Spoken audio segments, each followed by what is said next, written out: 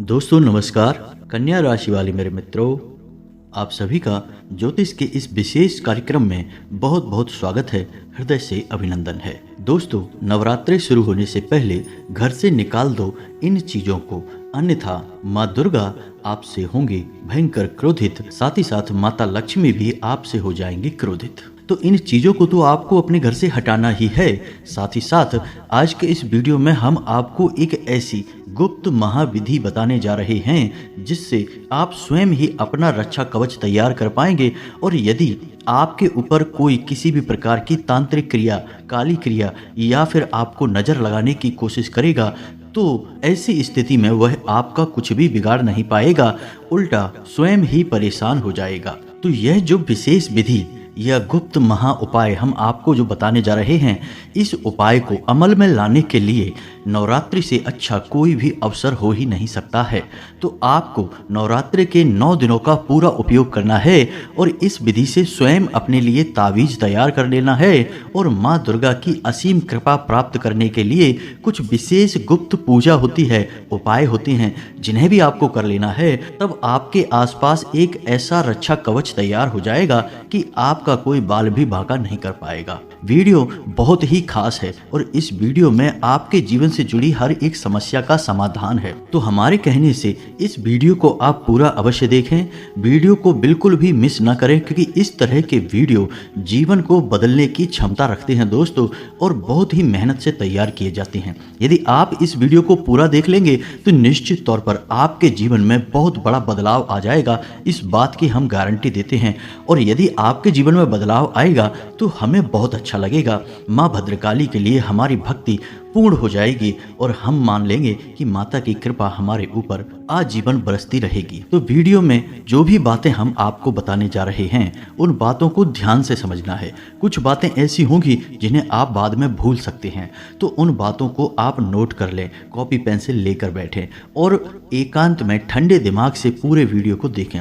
हो सकता है दोस्तों कि आपको विस्तार से समझाते समझाते वीडियो थोड़ा लंबा भी हो जाए, तो आपको धैर्य से काम लेना होगा, क्योंकि इस तरह का ज्ञान अक्सर लोग बहुत मोटी रकम मांगकर और कई दिनों की चक्कर लगवाने के बाद देते हैं, जो हम आपको केवल और केवल आपके जीवन के उद्धार के लिए दे रहे हैं। तो दोस्तों, आप हमारी बात का सम्मान रखें और वीडियो को पूरा देखें, बस हम आपसे यही चाहते हैं।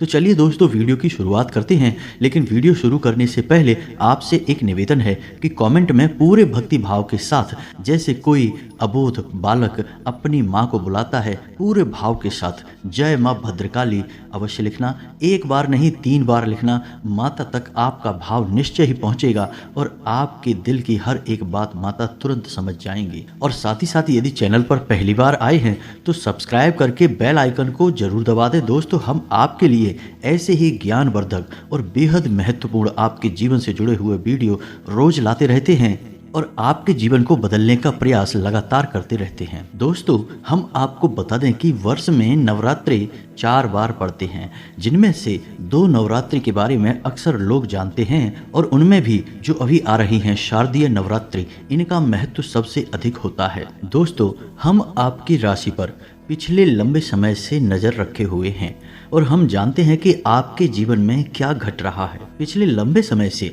आपके जीवन में संघर्ष का दौर चल रहा है।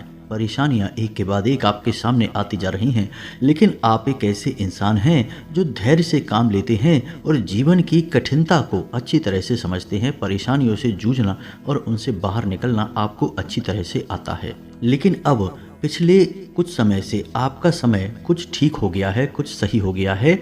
आर्थिक तौर पर भी आप धीरे धीरे मजबूत हो रहे हैं और आपका सामाजिक और पारिवारिक वातावरण भी ठीक रहने लगा है। छोटी मोटी परेशानियां और विपत्तियां तो आती ही रहती हैं, लेकिन जब तक जीवन में कोई बड़ी विषम परिस्थिति उत्पन्न ना हो जाए तब तक जीवन आसान बना रहता है, सरल बना रहता है, और वैसा ही जीवन अभी आपका चल रहा है। लेकिन इसमें डर वाली बात यह है कि यह कब तक, यानी कि कब तक आप छोटे छोटे सुख के पल भोगेंगे। क्या ये सुख के पल कभी बड़ी खुशी भी आपको देंगे और जीवन में एक स्थायी सुख का भी आभास कराएंगे या फिर कहीं फिर से छिन तो नहीं जाएंगे। क्योंकि दोस्तों पिछली बार भी आपके साथ यही हुआ था कि जब आपको कामयाबी मिलना प्रारंभ हुई, आपने अपनी कामयाबी का ठीक से आनंद भी नहीं ले पाया, तब तक फिर से आपके जीवन में नकारात्मकता घर कर गई। जैसे किसी को नज़र लग गई हो, जैसे किसी ने आपके जीवन पर कोई क्रिया कर दी हो। तो हम आपको बता दें कि आपके जीवन में जो परेशानियां आती हैं, जो कठिनाइयां आती हैं, उनके जिम्मेदार वैसे तो कई चीज़ें होती हैं, लेकिन काफ़ी हद तक आप स्वयं भी इसके जिम्मेदार होती हैं। जी हाँ दोस्तों, ऐसा क्यों? क्योंकि आपका स्वभाव ही कुछ इस प्रकार है जो धूर्त और दूसरों को बेवकूफ़ बनाकर काम चलाने वाले लोगों को आपकी ओर आकर्षित कर देता है। आप जब रिश्ते नातों की बात आती है तो अपने दिल से सोचते हैं, अपने दिमाग से नहीं सोचते। आपका दिमाग बेशक यह कहता है कि आपको परेशानी होगी, यह इंसान आपको धोखा देगा, यह इंसान आपके समय पर कभी आपके काम नहीं आएगा, लेकिन फिर भी आप उस इंसान के लिए खड़े हो जाते हैं, उसकी मदद करने लगते हैं। तो दोस्तों हम आपको यह सब बातें इसलिए बता रहे हैं क्योंकि आप जैसे इंसान के जीवन में स्वयं का रक्षा कवच और आपके परिवार का भी रक्षा कवच होना बहुत आवश्यक है। दोस्तों यह तो आप भी जानते होंगे कि यह संसार जैसा हमें दिखाई देता है असल में वैसा नहीं होता। यह संपूर्ण खेल ऊर्जाओं का है। हर क्षेत्र में हर इंसान के पास, हर जीव जंतु के पास अपनी विशेष ऊर्जा होती है। कुछ नकारात्मक और कुछ सकारात्मक ऊर्जा होती है। जो ऊर्जाएं हमें दिखाई नहीं देती लेकिन प्रभाव बहुत अधिक होता है, उन ऊर्जाओं को कभी हम भगवान और कभी हम भूत कह देते हैं। जी हाँ दोस्तों, यदि वह ऊर्जा किसी को नुकसान पहुंचाती है, परेशान करती है, तो हम कह देते हैं कि यहाँ पर भूत है। और यदि वह ऊर्जा सबका हित करती है, सबके जीवन में मंगल करती है, तो हम कह देते हैं कि यहाँ पर भगवान है। तो सारा खेल ऊर्जाओं है। तो आपके आसपास भी ऊर्जा का एक ऐसा रक्षा कवच होना चाहिए जिससे कि आपको किसी की भी नजर ना लगे, कोई चाहकर भी आपका बुरा ना कर सके, चाहे जैसी बड़ी से बड़ी तांत्रिक क्रिया क्यों ना कर दे, लेकिन आपका बाल भी बांका ना कर सके। तो ऐसे में माँ दुर्गा की शरण में जाना सर्वोत्तम रहेगा, क्योंकि माँ दुर्गा ही एक ऐसी देवी हैं जो हर एक तांत्रिक क्रिया की काट कर सकती हैं और उनके अंदर देवी का हर एक रूप समाहित है। तो वह विशेष उपाय जो हम आपको बताएं, जो आपकी रक्षा करेगा, आजीवन करेगा, वह बताएं। उससे पहले हम आपको यह बता दें कि आपके घर में कुछ ऐसी चीजें हैं जिन्हें आपको नवरात्रि शुरू होने से पहले अपने घर से निकाल फेंकना होगा। जी हाँ दोस्तों, यदि आप यह वीडियो नवरात्रि प्रारंभ होने के बाद भी देख रहे हैं, तब भी आप सतर्क हो जाएं और उन चीज़ों को अपने घर से निकाल कर बाहर कर दें। अन्यथा होगा यह कि आपके घर में जो नकारात्मक ऊर्जा उत्पन्न हो रही है, वह नकारात्मक ऊर्जा आपके जीवन में सकारात्मक चीज़ों को आकर्षित होने नहीं देगी, माता दुर्गा की कृपा आपको प्राप्त होने नहीं देगी।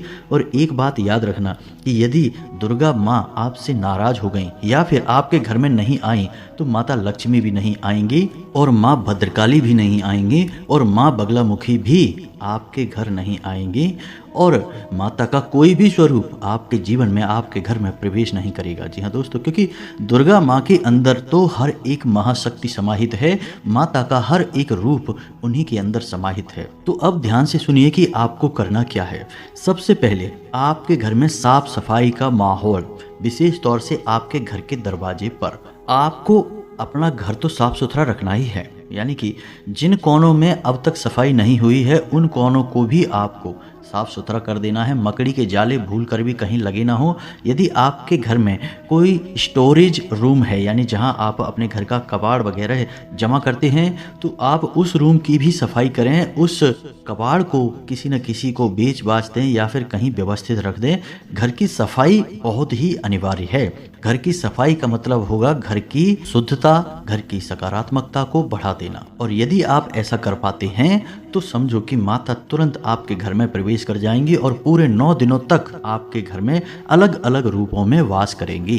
तो अब पहला काम तो आपको यही करना है कि आपने सफाई कर ली अपने घर की, और आपको अपने घर के दरवाजे की भी विशेष तौर से साफ सफाई का ख्याल रखना है। सुबह शाम झाड़ू वगैरह लगाना है, जल का सिंचन करना है और घर की दहलीज के बीचों बीच एक चौक बनाना है और गाय के घी का एक दीपक सुबह शाम निश्चित तौर पर आपको जलाना ही है। यह एक दैवीय प्रक्रिया है, इससे ईश्वर की शक्ति आपके घर की ओर आकर्षित होगी और निश्चित तौर पर आपके घर में माता वास करने लगेंगी। अब दूसरा काम आपको यह करना है कि यदि आपके घर में कोई भी इलेक्ट्रॉनिक सामान खराब पड़ा है, जैसे घड़ी है या फिर फ्रिज है या फिर कोई भी सामान यदि खराब पड़ा है, तो या तो आप उसे सही करवा लें या फिर आप उसे अपने घर से हटा दें। जी हाँ दोस्तों, साथ ही साथ यदि कोई पुराना कैलेंडर है, फटा हुआ कैलेंडर है, कोई पुरानी फटी हुई किताब है और पुराने फटे हुए जूते, चप्पल और कपड़े आदि हैं, तो आपको इन चीज़ों को चुन चुन कर ढूंढ ढूंढ कर घर से बाहर निकाल देना है। जी हाँ दोस्तों, याद रखना कि आपको अपने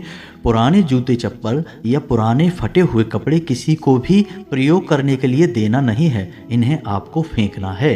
किसी को यदि आप दे देंगे तो आपको इसका दुष्परिणाम भुगतना पड़ेगा।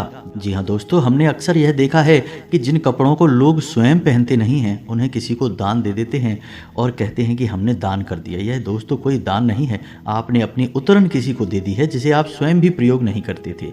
यदि आपको देना ही है, दान स्वरूप स्वयं के कपड़े देने ही हैं जिससे कि शनिदेव आपको परेशान न करें, अपनी कुदृष्टि आपके ऊपर न डालें, तो आप अपने पहने हुए ऐसे कपड़े या जूते चप्पल दीजिए जिन्हें आप अभी इस्तेमाल करते हैं, प्रयोग में लाते हैं, जो आपके लिए उपयोगी हैं। आपने जिन्हें त्याग दिया है या जो फट गए हैं उन्हें देने से तो दुष्परिणाम ही प्राप्त होते हैं। तो उम्मीद है आप यह समझ गए होंगे कि क्या किसको देना है, कैसे देना है और क्या किसको नहीं देना है। अब तीसरी चीज कि आपको क्या अपने घर से निकालना है, ध्यान से सुनिए। आपके घर में यदि कोई ऐसी भगवान की फोटो या मूर्ति है जो खंडित हो चुकी है, जी हाँ दोस्तों, कई बार ऐसा होता है कि लोग भगवान की मूर्तियाँ, खास तौर से गणेश जी की मूर्ति, भगवान श्री कृष्ण की, राधा जी की मूर्ति सजावटी सामान के तौर पर ले लेते हैं और उन्हें अपने घर के किसी अलमारी में या कोने में रख देते हैं। कुछ समय बाद वह मूर्ति खंडित हो जाती है, थोड़ी बहुत टूट फूट हो जाती है, लोग उसे भी अपने घर में रखे रहते हैं। दोस्तों, ऐसी मूर्तियां भयंकर नकारात्मकता को आकर्षित करती हैं। फिर आप बोलेंगे कि हमारे जीवन में अचानक से सब कुछ खराब क्यों होने लगा, बुरा क्यों होने लगा, क्योंकि पता नहीं कौन सी नकारात्मक शक्ति आपके घर में आकर्षित हो गई, क्योंकि गलती स्वयं आपने ही तो की है। तो आपको ध्यान देना है कि यदि कोई मूर्ति जो थोड़ी बहुत भी खंडित हो चुकी है, आप उसे ढूंढिए। साथ ही साथ यदि कोई भगवान की फोटो है, फोटो के साथ भी दोस्तों लोग अक्सर यही करते हैं कि दीवारों पर लगाकर छोड़ देते हैं, भूल जाते हैं, फिर वह फोटो थोड़ी बहुत कट फट जाती है और उसे वहीं लगा रहने देते हैं। तो भगवान की कोई भी मूर्ति या फोटो कोई सजावटी सामान नहीं है, आपको यह याद रखना होगा। इन्हें हम अपने घर को सजाने के लिए प्रयोग नहीं कर सकते, यह आस्था का विषय है, विश्वास का विषय है। दूसरा कि आपने यदि कोई फोटो या मूर्ति ले भी ली तो आपको उसका सम्मान तो करना ही होगा, उसकी साफ सफाई का ख्याल रखना होगा, उसका थोड़ा बहुत पूजा पाठ तो करना ही पड़ेगा और यदि वह खंडित हो जाती है तो उसे विसर्जन भी करना पड़ेगा। यदि आप ऐसा नहीं कर रहे तो दुष्परिणाम तो आपको फिर भुगतने ही पड़ेंगे। इसी के साथ साथ यदि आपके घर की किचन में, यह दोस्तों ध्यान से सुनना है क्योंकि यहाँ पर लोग अक्सर गलती कर जाते हैं कि आपके घर की किचन में कोई अचार वगैरह रखा है जो खराब हो चुका है या फिर कुछ बर्तन ऐसे हैं जो थोड़े बहुत टूट फूट चुके हैं, लोग उनको लगातार प्रयोग करते रहते हैं। तो यदि ऐसा कोई सामान जो खराब हो गया है, टूट फूट चुका है और आपके घर की किचन में मौजूद है तो आप उस सामान को भी अपने घर से निकाल कर बाहर कर दीजिए। लोग इस बात को समझते नहीं हैं, टूटे फूटे बर्तनों को ही, जैसे थोड़ा बहुत कुछ, कोई बर्तन थोड़ा बहुत पिचक गया या टूट फूट गया तो उस बर्तन को भी प्रयोग करते रहते हैं, लेकिन इसका बड़ा ही अनिष्टकारी परिणाम होता है दोस्तों, क्योंकि माता लक्ष्मी की बड़ी बहन दरिद्रता इन चीज़ों की ओर आकर्षित होती हैं और जहां दरिद्रता का प्रवेश हो गया उस घर में माता लक्ष्मी तुरंत बाहर चली जाती हैं और कभी भी वापस मुड़कर नहीं आती हैं। इस बात का आपको ध्यान रखना होगा। अब आप चाहे माने या ना माने, लेकिन चीज़ों का प्रभाव आपके ऊपर लगातार बना रहता है और यदि आप अनजान बनने की कोशिश करते हैं और कहते हैं कि हम इन सब बातों को नहीं मानते हैं तो फिर लगातार पीड़ाएं मिलती तो रहती हैं लेकिन उनके समाधान आपको नहीं मिलते हैं। फिर आप कहते हैं कि जीवन तो नर्क के समान हो गया है। तो दोस्तों इससे बेहतर यह है कि आप आध्यात्मिकता को माने, देवी देवताओं की शक्तियों को माने, धर्म को माने और छोटे छोटे उपाय करते रहें। और हम गारंटी देते हैं कि हजारों लोगों का जीवन इन छोटे छोटे उपायों को करने से बदला है, तो आपका क्यों नहीं बदलेगा? निश्चित तौर पर बदलेगा दोस्तों। तो आप पूरे विश्वास के साथ इन कार्यों को करिए और बदलाव को महसूस करिए। अब किचन का हमने इसलिए कहा क्योंकि हमारे घर का जो रसोई घर होता है उसे हमारे घर की ऊर्जा का केंद्र कहा जाता है। वहीं से घर की ऊर्जा उत्पन्न होती है। अब वह सकारात्मक होगी या नकारात्मक होगी यह निर्भर करता है कि आपके घर की रसोई की व्यवस्था कैसी है। यह एक बड़ा विषय है, हम इस विषय पर कभी बाद में बात करेंगे। लेकिन मूल रूप से आप यह समझिए कि हमारे घर की रसोई घर में माता अन्नपूर्णा का वास माना जाता है, धनवंतरी देवता का वास माना जाता है। और धनवंतरी जो हैं वो स्वास्थ्य के देवता हैं, धन के देवता हैं। माता अन्नपूर्णा हमारे अन्न की यानी कि हमारे घर की ऊर्जा की देवी हैं। तो ऐसे में आपने अक्सर यह सुना होगा कि खुले बाल रखकर महिलाओं को घर की रसोई में नहीं जाना चाहिए, बिना नहाए धोए घर की रसोई में नहीं जाना चाहिए, क्योंकि वह बहुत ही पवित्र स्थान है और उस स्थान की पवित्रता कभी भंग होनी नहीं चाहिए। अब यदि आपके घर में कोई ऐसा स्थान है जहां लगातार अंधेरा रहता है, जी हाँ दोस्तों, हर घर में कहीं ना कहीं ऐसा एक कोना अवश्य होता है जहां लगातार अंधेरा रहता है, लोग वहां पर बल्ब वगैरह लगाते नहीं हैं और यदि लगा दिया और वह खराब हो गया तो फिर उसे बदलते नहीं हैं। तो यदि आपके घर में भी ऐसा कोई कोना है तो आप उस कोने को भी जागृत करिए, वहां प्रकाश की व्यवस्था अच्छी तरह से कीजिए, वहाँ कोई बल्ब लगा दीजिए, क्योंकि घर में नकारात्मक ऊर्जा किस रास्ते से प्रवेश करेगी यह कोई नहीं जानता है, लेकिन कितना नुकसान करेगी, जीवन में कितने कष्ट भर देगी, इसकी अनुभूति तो आपको भी बहुत अच्छी तरह से है और भी बहुत लोगों को अच्छी तरह से है। अब कुछ छोटी छोटी बातें हैं जिनको भी आपको ध्यान देना है। किसी भी महिला का भूल कर भी अपमान नहीं करना है पूरे 9 दिनों तक। कारण इसका यह है कि महिलाओं को मातृशक्ति का प्रतीक माना गया है, इसलिए मातृशक्ति का अपमान यानी कि माता का अपमान हुआ। अब ऐसे में कई बार ऐसी परिस्थितियां बनेंगी आपके सामने कि जिसमें जानबूझकर स्वयं मातृशक्ति आपसे उलझने की कोशिश करेगी, आपसे विवाद करने की कोशिश करेगी। तो ऐसे में दो ही रास्ते हैं कि या तो वहाँ से स्थान बदल दो, दूसरे स्थान पर चले जाओ, या फिर चुप हो जाओ। दोनों ही परिस्थितियां आपके लिए अच्छी हैं यदि आप इन बातों को मानते हैं। और यदि आप बहस करेंगे और बाद में यदि मातृशक्ति को बुरा लगा तो फिर माता को भी बुरा लगेगा। आप माने या न माने, लेकिन यह बात 100% सत्य है। हमारे हिंदू धर्म में कहा जाता है यत्र नार्यस्तु पूज्यन्ते रमन्ते तत्र देवता, यानी कि मातृशक्ति का जहाँ सम्मान है वहाँ देवताओं का तो वास हो ही जाता है। जी हाँ दोस्तों, अब 2 कार्य जो आप और कर सकते हैं, इससे देवी की विशेष कृपा आपको प्राप्त होगी। पहला यह कि यदि संभव हो सके तो 9 दिनों तक अपने पूजा घर में दुर्गे माँ के नाम से एक अखंड ज्योति अवश्य जलाएं। थोड़ा कठिन अवश्य है लेकिन नामुमकिन नहीं है दोस्तों, इसका बहुत विशेष फल आपको प्राप्त होगा। दूसरा यह है कि जो खाना आपके घर में बनता है उसमें लहसुन और प्याज का प्रयोग पूर्ण रूप से वर्जित कर दें। 9 दिनों तक लहसुन प्याज का प्रयोग बिल्कुल भी ना करें और खाना जितना हो सके उतना सादा और कम मसालेदार बनाने की कोशिश करें। जी हाँ दोस्तों, इससे घर में तामसिक प्रवृत्ति नहीं बढ़ती है और सात्विकता का प्रवेश होता है। आप यह मानकर चलिए कि कोई मेहमान, विशेष मेहमान आपके घर में आया है तो आपको अपने मेहमान के स्वभाव के अनुसार ही अपने घर की रसोई तैयार करनी है, घर का वातावरण रखना है। साथ ही साथ जब महिलाएं भोजन तैयार कर चुकें तो सुबह और शाम दोनों वक्त जब भी भोजन तैयार होता है तो पहली थाली माता के नाम से लगानी चाहिए और पूजा घर में रखनी चाहिए। माता को यह भोजन अर्पित करना चाहिए। जी हाँ दोस्तों, इससे माता बहुत प्रसन्न होती हैं। अब कोई फर्क नहीं पड़ता कि आपके घर में कैसा भोजन बनता है, भोजन सात्विक होना चाहिए और हल्का होना चाहिए। अब रोटी सब्जी या फिर सलाद या अचार कुछ भी हो सकता है, आप सब कुछ माता को समर्पित कर सकती हैं। याद रखें कि थाली में थोड़ा मीठा रखना बिल्कुल भी ना भूलें, क्योंकि मीठा माता लक्ष्मी को बहुत अधिक प्रिय है। आप समझिए कि यह भाव की बात है। आप बिल्कुल माता का वैसे ही स्वागत करिए जैसे आपके घर में कोई मेहमान आ जाता है, तो वैसे ही माता भी तो आई हैं आपके घर में 9 दिनों के लिए, तो आप उनका स्वागत करिए बिल्कुल वैसे ही सच्चे दिल से, भाव के साथ, क्योंकि वो तो जगत माता हैं, सबकी माता हैं, तो उनका स्वागत तो आपको करना ही चाहिए। तो आप यह कार्य करिए, आप देखेंगे कि अद्भुत परिणाम होंगे, अद्भुत परिणाम होंगे, हम गारंटी देते हैं दोस्तों।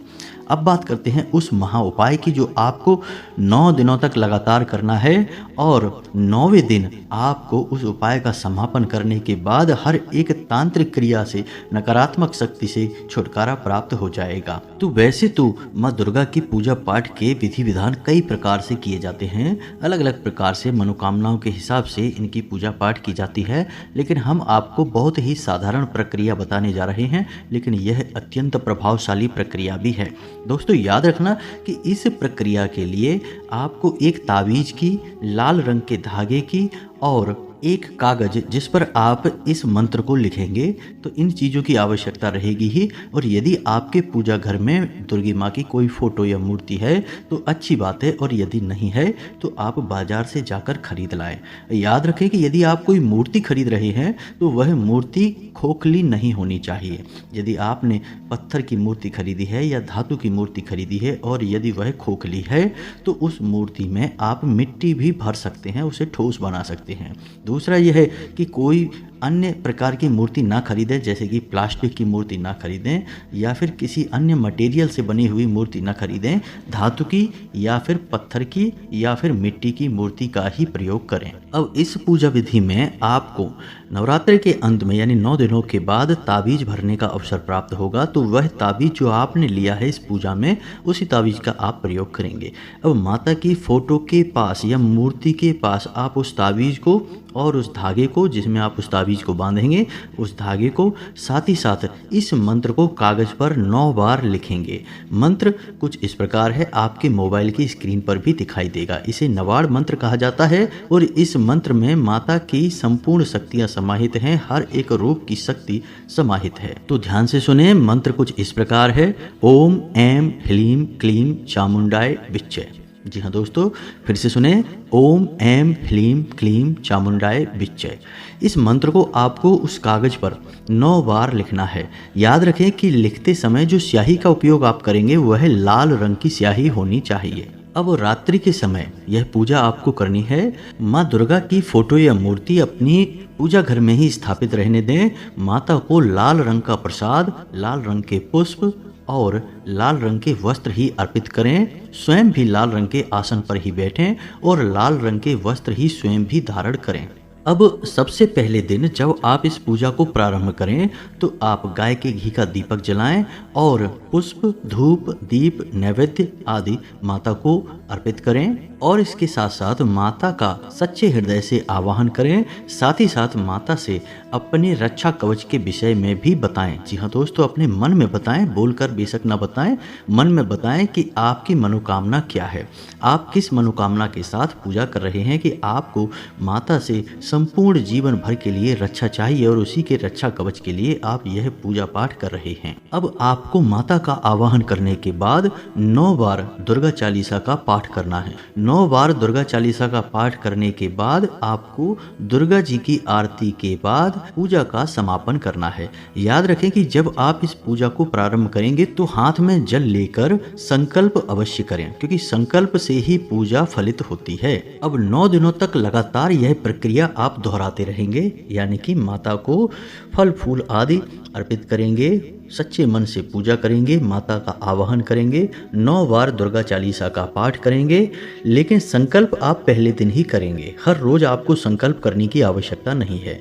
जब आप संकल्प करेंगे तो संकल्प में हाथ में जल लेकर आप अपना नाम बोलेंगे, अपने कुल और गोत्र का नाम बोलेंगे और उसके बाद अपनी मनोकामना बोलेंगे और उसके बाद उस जल को माता के सामने जमीन पर अर्पित कर देंगे। इस तरह आपका संकल्प हो जाएगा। अब यह संकल्प आपको केवल एक दिन करना है, पहले दिन करना है, हर रोज नहीं करना है। आपको संकल्प में यह भी बताना है कि आप 9 दिनों तक लगातार इस पूजा को अखंड रूप में पूर्ण करेंगे और इस पूजा को करने का आपका मकसद क्या है। इन सब बातों के बाद आपको लगातार 9 दिनों तक इस पूजा के विधान को पूर्ण करते रहना है। स्वच्छता का विशेष ख्याल रखना है, सात्विकता को जीवन में अपनाना है, गलत आदतों से पूर्ण रूप से दूर रहना है, किसी भी प्रकार का नशा, व्यसन, मांस मछली आदि का सेवन भूल कर भी नहीं करना है। जितना हो सके उतना सात्विकता का साथ देना है, सत्य सत्य का साथ देना है, झूठ बोलकर अपना काम चलाने की कोशिश बिल्कुल भी नहीं करना है, किसी महिला का या भिखारी का या फिर किसी सफाई कर्मचारी का भूल कर भी अपमान नहीं करना है। और हो सके तो पूरे 9 दिनों तक, जब तक आपकी यह प्रक्रिया चलेगी, 9 दिनों तक जमीन पर ही शयन करना है। जी हाँ दोस्तों, बस इतना आपको करना है। यदि हो सके तो 9 दिनों तक अखंड ज्योति जला सकते हैं यदि आप, तो अवश्य जलाएं, इसका फल कई गुना होकर आपको मिलेगा। तो इतना करने के बाद जब 9वें दिन आपकी पूजा समाप्त हो जाए तो जो कागज में आपने इस मंत्र को लिख कर रखा है, उस कागज को छोटा सा फोल्ड बनाकर यानी मोड़कर उस ताबीज में भर लेना है और उस पवित्र ताबीज को उस धागे से अपने शरीर पर बांध लेना है। चाहे बाजू पर बांध लें, चाहे गले में पहन लें। और जब आप इस ताबीज को अपने शरीर पर धारण कर रहे होंगे तब आपको अपने मन में इस बात का पूर्ण विश्वास होना चाहिए कि आप कोई साधारण वस्तु अपने पास नहीं रख रहे हैं। यह माता का शुद्ध स्वरूप है। माँ दुर्गा और माता के सभी स्वरूपों का इस ताबीज में शक्ति समाहित है, तो यह आपकी जीवन भर रक्षा करेगी जब तक यह शुद्ध रहेगी। जी हाँ दोस्तों, यदि यह ताबीज अशुद्ध हो जाए तो आप इस प्रक्रिया को फिर से दोहराकर नया ताबीज भर सकते हैं। वैसे तो नवरात्रे इसके लिए सर्वोत्तम समय होता है, लेकिन यदि वर्ष के मध्य में भी आप किसी भी समय इस प्रक्रिया को करना चाहते हैं तो शुक्रवार का दिन सर्वोत्तम रहेगा और 9 दिनों तक यह प्रक्रिया लगातार चलती रहेगी। इसके बाद आप इस ताबीज को प्रयोग कर सकते हैं। अशुद्धता का विशेष ख्याल रखें। यदि ताबीज अशुद्ध हो जाता है तो इसे तुरंत उतार कर कहीं विसर्जित कर दें, किसी बहते हुए जल में विसर्जित करें।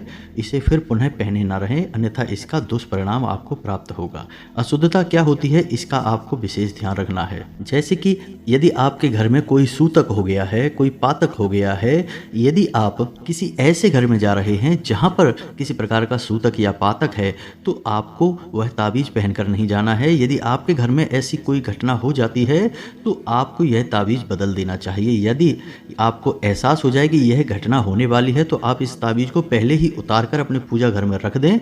बाद में जब यह समय गुजर जाए तो उसके बाद इसे पुनः धारण कर लें, इससे ताबीज अशुद्ध नहीं होगा। और यदि आपने इसे पहनकर ही, धारण करके ही ऐसी घटनाओं में शामिल हो गए तो फिर अशुद्ध हो जाएगा, फिर आप इसे पहन नहीं सकते हैं। कई और घटनाएं भी हैं, जैसे कि महिलाएं जब रजो धर्म में होती हैं तब इस ताबीज को धारण नहीं कर सकती हैं। और यदि गलती से ताबीज धारण रहता है तो आप इस ताबीज को उतार कर जल में प्रवाहित करें और नए ताबीज को ही धारण करें, इसका शुद्धिकरण नहीं हो सकता है। इन सब बातों का ध्यान रखें और हम गारंटी देते हैं कि आपका जीवन बदलते देर नहीं लगेगी। आपके देखते देखते ही आपका जीवन पूर्ण रूप से परिवर्तित हो जाएगा। उम्मीद है वीडियो में दी गई जानकारी आपको अच्छी तरह से समझ में आई है। यदि कोई प्रश्न उठता है आपके मन में तो आप कमेंट करके पूछें, हम आपके प्रश्नों के जवाब देने की पूरी कोशिश करेंगे। इसी के साथ साथ आज के इस वीडियो को विराम देते हैं। कमेंट में पूरे भक्तिभाव के साथ जय माँ भद्रकाली रक्षा करो, जय माँ अम्बे रक्षा करो अवश्य लिखें। माँ भद्रकाली माता अम्बे की संपूर्ण कृपा और आशीर्वाद आपको प्राप्त होगा। मिलते हैं अगले ज्ञानवर्धक वीडियो में, तब तक के लिए धन्यवाद। जय माता की।